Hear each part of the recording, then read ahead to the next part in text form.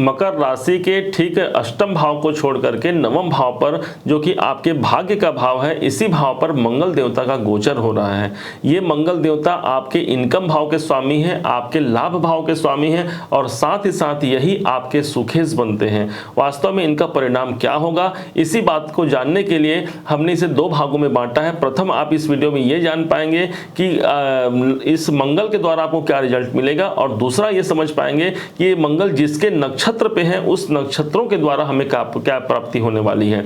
ध्यान से समझिएगा, ठीक मकर राशि से अष्टम भाव पर इनका गोचर है। ये स्थान ही आपके भाग्य का हो गया, और ये आपके लाभ भाव के स्वामी बनते हैं आपके ये मंगल देवता। मतलब हमारा लाभ कहाँ चला गया, लाभ उठ करके आ गए हैं आपके नवम भाव अर्थात भाग्य। भाग्य के द्वारा ही हमें लाभ की प्राप्ति ये बोल सकते हैं। एक तो होता है हमें अपने कर्मों के द्वारा कर्मों के द्वारा लाभ की प्राप्ति होती है, और दूसरा हो सकता है कि हमें अपने भाग्य के द्वारा हमें लाभ की प्राप्ति हो। माना जाता है कि जब हमें किस्मत के द्वारा कुछ चीज प्रदत्त होती है, कुछ चीज की प्राप्ति होती है, उसका प्रतिफल बहुत बड़ा होता है। तो मंगल इस समय पर आपको कुछ अच्छा प्रदान करने के लिए यहाँ पर बाध्य है।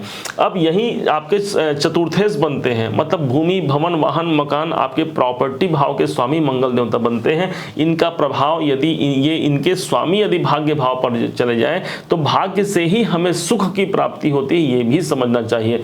उच्चाधिकारियों से इस समय पर आपको ध्यान रखने की आवश्यकता है। क्यों ध्यान रखने की आवश्यकता है? क्योंकि जैसे ही ये 18 अगस्त 2023 से लेकर के 3 अक्टूबर 2023 तक ये जब आपके छठे भाव पर, आपके 6 नंबर पर अर्थात आपके नवम भाव पर होंगे, मतलब अपने शत्रु के राशि पर होंगे। शत्रु भाव पर होने के कारण उच्चाधिकारियों से आपको सतर्क रहने की आवश्यकता होगी। किसी प्रकार से उनसे विवाद की स्थिति से आपको बचना होगा, क्रोध की स्थिति से बचना होगा। अन्यथा 12वें नवम भाव पर इनकी स्थिति होने के कारण हमारे उच्चाधिकारियों से, हमारे पिता से भी वैचारिक वैमनस्य बन सकते हैं। शायद उसके कारण से भी हमारा कार्य बिगड़ सकता है, इसका आपको ध्यान रखना होगा।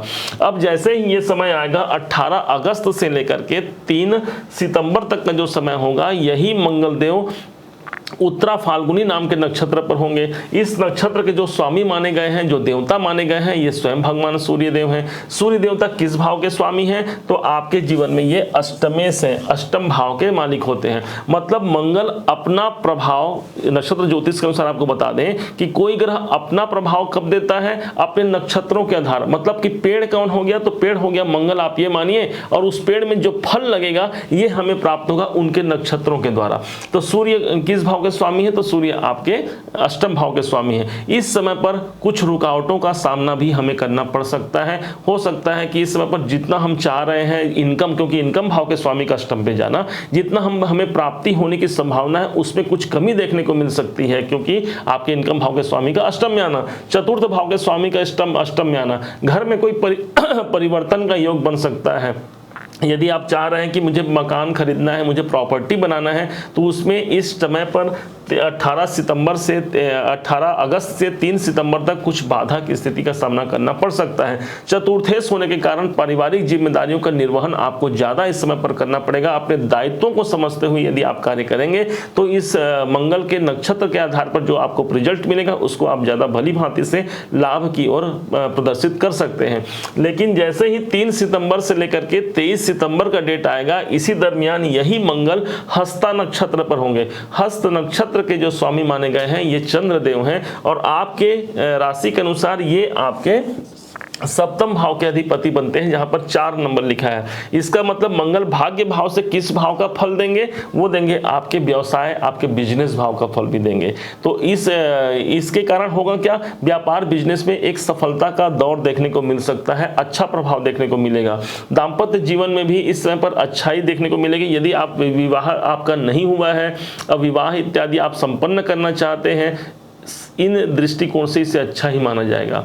दाम्पत्य जीवन में यदि किसी कारण से वैचारिक वैमनस्य है, पति पत्नी के साथ यदि अच्छे स्थिति नहीं बने हुए हैं, तो यहाँ पर भी मंगल अपने नक्षत्र के द्वारा इस भाव का प्रतिफल भी आपको अच्छा प्रदान करेगा। क्योंकि दसम भाव से दसम भाव होने के कारण आपके कैरियर में ग्रोथ की स्थिति भी ये मंगल यहाँ पर ला करके रखेंगे। अब जैसे ही 23 सितंबर से 3 अक्टूबर का टाइम आएगा, यही मंगल देवता चित्रा नक्षत्र पर होंगे। चित्रा नक्षत्र के स्वामी स्वयं मंगल मंगल देव स्वयं बन जाते हैं। तो इसके कारण क्या होगा, मंगल जहां पर है उस भाव का फल आपको मजबूती से मिलेगा। इसका साफ साफ मतलब हो गया कि भाग्य का साथ पुनः फिर से प्राप्त होना, हमारे उच्च शिक्षा में हमको सपोर्ट मिलना, एक सुखद यात्रा का अनुभूति करना। हो सकता है सुखद यात्रा कौन सा, कोई धार्मिक यात्रा भी समय पर कर सकते हैं। मंगल चूंकि हमारे जीवन में वीरता के प्रतीक हैं, कुल मिलाकर के भाग्योन्नति के लिए सबसे ज्यादा आप प्रयासरत रहेंगे और अपनी वीरता को प्रदर्शित कर पाएंगे अपने घर पर, अपने समाज पर और अपने कार्य क्षेत्र पर। आप ये समझिए मंगल का ट्रांजिट भाग्य भाव पर आया है तो ऐसा ही नहीं होगा भाई, कहीं ना कहीं आपके भाग्य में यहाँ पर ग्रोथ कारक ये मंगल यहाँ पर बने रहेंगे।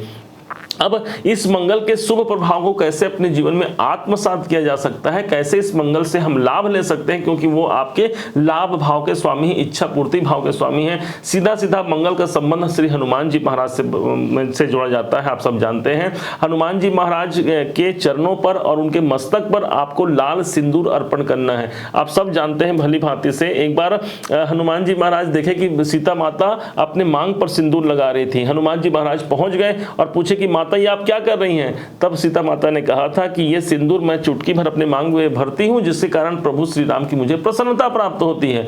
बस फिर क्या था, हनुमान जी ने पूरे अपने शरीर पर सिंदूर उड़ेल लिया और तभी से माँ सीता ने उन्हें आशीर्वाद दिया, माँ जानकी जी ने आशीर्वाद दिया कि हे हनुमान, जो व्यक्ति तुम्हारे ऊपर यदि सिंदूर अर्पण करेगा उसके सारे तुम कामना को सिद्ध करोगे, उसके सारे कार्य मनोरथ सिद्ध हो जाएंगे।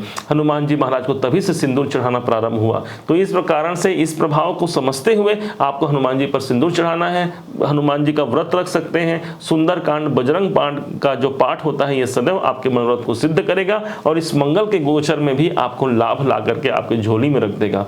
उम्मीद है कि आप सबने इसे समझा है, आप सबने इसे जाना है। यदि आपने इसे समझा है, जाना है, मेरे समझाने का प्रयास यदि आपको सार्थक लगा है तो अपना प्यार भरा लाइक और कमेंट करना मत भूलिएगा। आपके लाइक और कमेंट हमें बहुत मोटिवेशन प्रदान करते हैं। और हाँ, यदि आपने चैनल को अभी तक सब्सक्राइब नहीं किया है, सब्सक्राइब भी कीजिएगा। पुनः एक बार फिर आप सभी का दिवस बहुत मंगलमय हो। इन्हीं शुभकामनाओं के साथ जय श्री हनुमान।